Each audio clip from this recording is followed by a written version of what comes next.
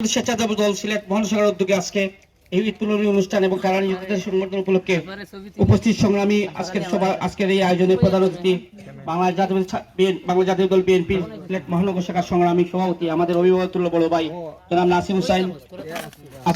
আজকের এই সভার সভাপতিত্ব করছেন বাংলা জাতীয় স্বেচ্ছাসেবক দল সিলেট মহানগর শাখার সংগ্রামী আহ্বায়ক আমাদের অত্যন্ত প্রিয় বড় ভাই বাংলা জাতীয় ছাত্র কেন্দ্রীয় সংসদের সাবেক সহসভাপতি মাহবুব চৌধুরী ভাই এবং সঞ্চালনা থাকা আমার তত প্রিয় ভাই আমার স্বজন বাংলা জাতীয়বাদী স্বেচ্ছাসেবক দল সিলেট মহানগর শাখার সংগ্রামী সদস্য সচিব আফসর খান সহ মঞ্চে উপবিষ্ট বিএনপি যুবদল স্বেচ্ছাসেবক দল এবং ছাত্র দলের সকল পর্যায়ের সকল নেতৃবৃন্দ এবং আমার সামনে আমার সকল সহযোগিতা আমাদের সভাপতি তারক ব্যাপারে ডক্টর শুভেচ্ছা সংগ্রামী অভিনন্দন। আমার সভাপতি রইল ঈদের শুভেচ্ছা।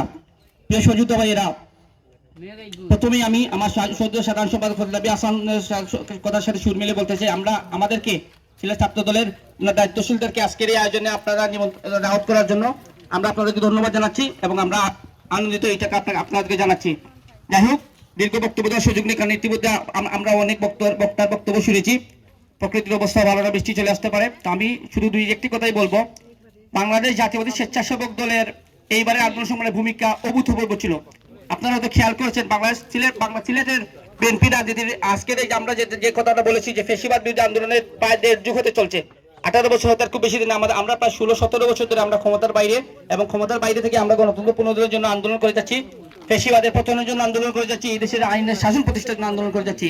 সেই আইনের শাসন প্রতিষ্ঠার আন্দোলন করতে গিয়ে সিলেট মহানগরী এইবারই সম্ভবত প্রথম রাজপথে কোনো অঙ্গ সহযোগী সংগঠনের আহ্বায়ক সদস্য জীবতা সভাপতি সাধারণ সভাপতি একই সাথে গ্রেপ্তার হয়েছেন।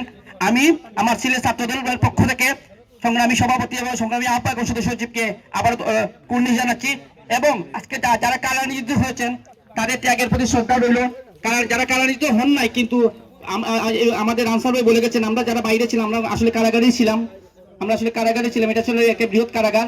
তো যারা এই আন্দোলন সক্রিয় ছিলেন তাদেরকেও অসংখ্য ধন্যবাদ। আমাদের এই সংগ্রাম বৃথা যায় নাই, বৃথা যাবেও না।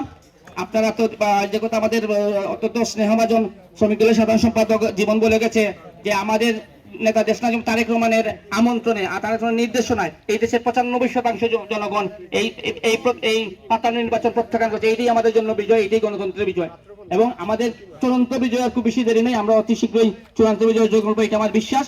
সবাইকে আমি বক্তব্য দীর্ঘায়িত করবো না, সবাইকে আবারও আজকের এই আয়োজনে আসার জন্য ধন্যবাদ জানাচ্ছি। সবাইকে আবারও এবং আমাদের নেত্রী দেশনেত্রী বেগম খালেদা জিয়ার সুস্বাস্থ্য এবং মুক্তি কামনা করছি এবং আমাদের নেতা দেশনায়ক তারেক রহমান সহ সকল নেতৃবৃন্দের সুস্বাস্থ্য কামনা করছি। আমি আমার সংক্ষিপ্ত বক্তব্য শেষ করছি।